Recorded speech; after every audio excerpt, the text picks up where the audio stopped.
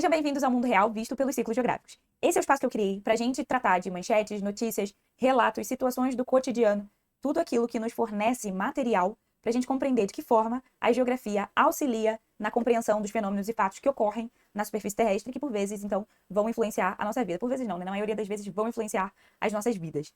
Por que visto pelos ciclos geográficos? Os ciclos geográficos é o e-book que eu criei, baseado no livro Geografia Básica para o Ensino Fundamental do Charles C. Long, que tem o seu equivalente no Geografia da Criança, da editora Kirion. Então, esse aqui é da editora Livros Vivos.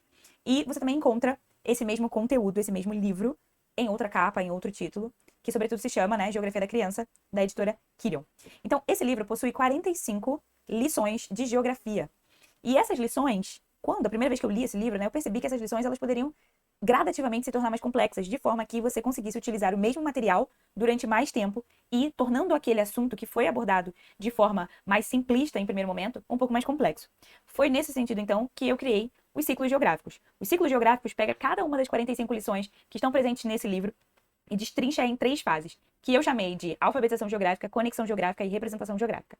A alfabetização geográfica é o ciclo inicial, que você vai fazer no primeiro ano letivo da criança, quando ela é, então, mais nova, né, dentro desses ciclos geográficos. Eu sugiro aí a partir dos 7 anos.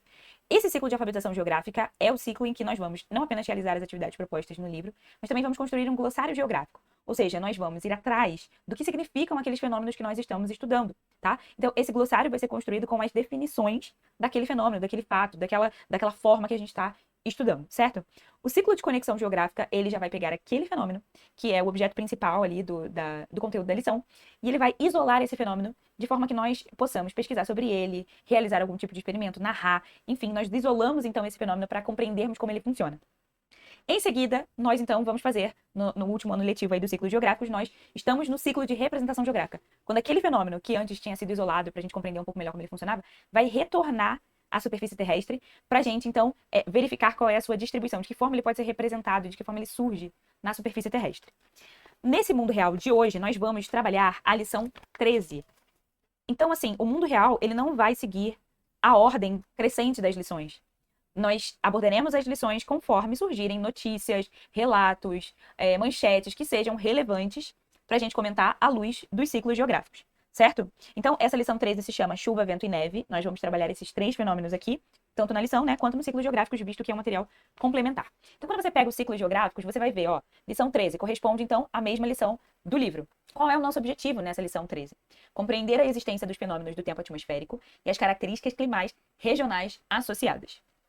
Então, no ciclo de alfabetização geográfica da lição 13, além de realizar a leitura proposta pelo livro e a interpretação do poema, nós vamos construir um glossário geográfico com as definições de neve, de chuva e de geada, visto que o vento a gente já havia trabalhado numa outra lição, então não tem necessidade de fazer de novo o glossário geográfico do vento.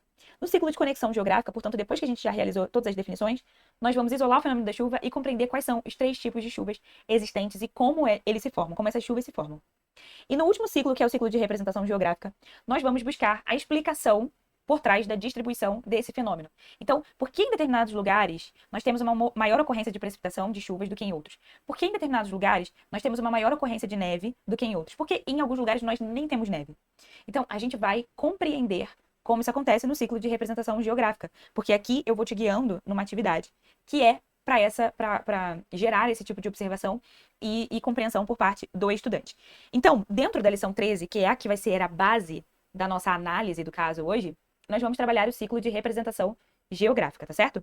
Então, trazendo um pouco de contexto, eu vou apresentar um vídeo de 20 segundos para vocês com um relato do Sérgio Sacani, que é um geofísico e youtuber bastante conhecido, que num podcast com o Lito Souza, se eu não estou enganada, do Aviões e Música, eles vão falar um pouco da questão da turbulência. Na verdade, eles estão falando sobre a automação de voos comerciais, que está aumentando por causa da inteligência artificial. E aí o Sacani, né, de forma mais divertida ali, vai apresentar um caso próprio. Ele relata que tem medo de turbulência e conta um pouco como foi uma viagem que ele fez de São Paulo para o Japão.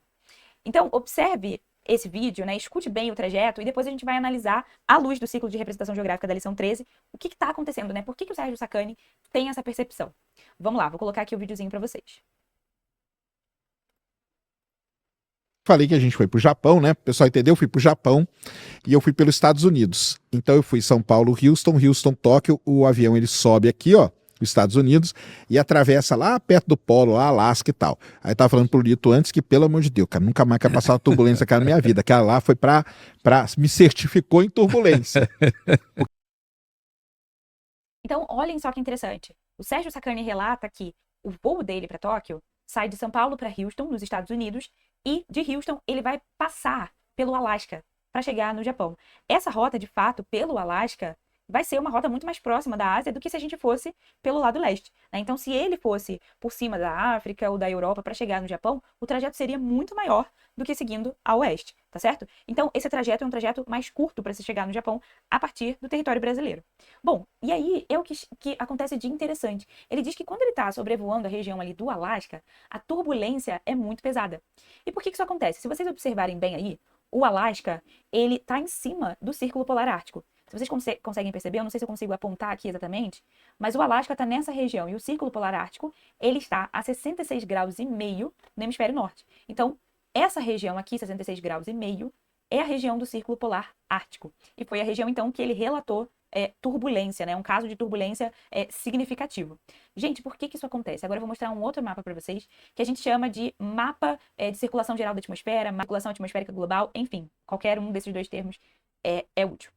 Esse mapa aqui, ele na verdade é mais um esquema, ele não é um mapa necessariamente, tá? Porque um mapa ele tem outros elementos, mas ele é um esquema para apresentar a circulação geral da atmosfera. O que isso quer dizer? Isso quer dizer o seguinte: a Terra recebe calor do Sol. Só que por causa do formato da Terra e da inclinação que a Terra está, essa incidência solar, ou seja, esse calor do Sol, ele não se distribui na superfície terrestre de forma igualitária. Porque a Terra, ela é um geóide, né? Ela é uma massa arredondada.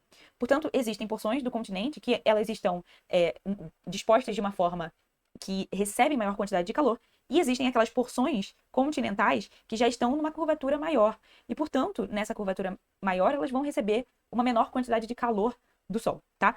O que a gente consegue perceber é que nós temos uma grande área de baixa pressão, que é na região intertropical, ou seja, entre os trópicos de Câncer e de Capricórnio, sobretudo naquela região que circunda a linha do Equador, que é 0 grau, nós temos uma área de baixa pressão. E por que isso acontece? Porque essa é a área que recebe mais calor, que é mais aquecida, que tem a superfície mais aquecida, tanto dos continentes quanto dos oceanos, tá? Então, essa superfície muito mais aquecida, ela vai gerar um ar mais leve. E esse ar mais leve, ele tende a ascender e produzir, né? Portanto, aí, quando concluído o fenômeno de condensação e as nuvens carregadas, né, de umidade se precipitam, as chuvas em si, tá? Então, essa região nós caracterizamos como uma região de baixa pressão. Ou seja, é uma região onde há convergência de ventos que vão formar nuvens carregadas de umidade que, em determinado momento, vão se precipitar na forma das chuvas, tá certo?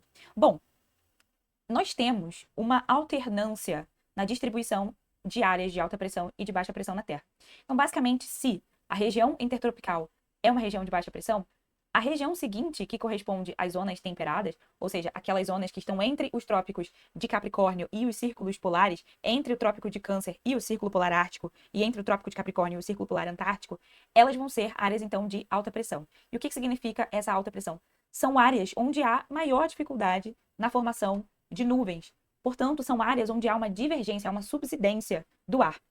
Nessas regiões, nós teremos uma menor ocorrência de precipitação, tá? Não quer dizer que não tenham chuvas, é claro que existem chuvas, mas as chuvas, em comparação com essa região intertropical, elas vão ser uma quantidade muito menor, certo? Se nessas zonas temperadas nós temos uma área de alta pressão, em seguida, se essas áreas se alternam, né? Porque esse é o equilíbrio da atmosfera, as áreas seguintes, aquelas que são nos círculos polares, elas têm que ser áreas de baixa pressão. Mas aí a gente pode parar para pensar o seguinte: bom, como é que os círculos polares que já estão numa curvatura muito mais acentuada da Terra são áreas de baixa pressão?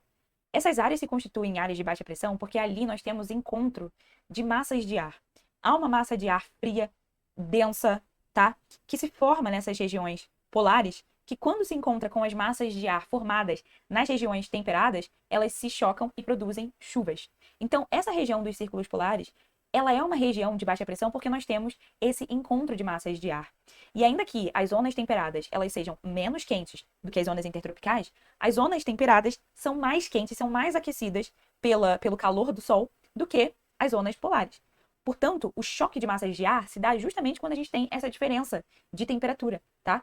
As massas de ar que vêm das regiões temperadas, elas vão encontrar as massas de ar que vêm das regiões polares, e vão produzir, portanto, um choque, criando nessa região por onde o Sacani passou as frentes polares. Portanto, são regiões de instabilidade, porque quanto mais nuvens a gente tem nos céus, maior é a instabilidade do tempo atmosférico, tá? Por quê? Porque a probabilidade de ocorrer precipitação, né, e reorganizar todo esse ciclo hidrológico é muito forte. Nós dizemos que há o tempo estável, ele está mais relacionado às áreas de alta pressão do que às áreas de baixa pressão. Justamente porque as áreas de baixa pressão são áreas de convergência de ar e que vão, portanto, ascender para formar essas nuvens. E no caso das regiões dos círculos polares, justamente, né, que cruzam aí o território do Alasca por onde o Sérgio Sacani passou, são regiões de encontro de massas de ar nessa região. É dessa forma, então, que os ciclos geográficos pode te ajudar a compreender fenômenos como esses narrados aí pelo Sacani, o fenômeno da turbulência, tá certo? Eu vejo vocês no próximo Mundo Real.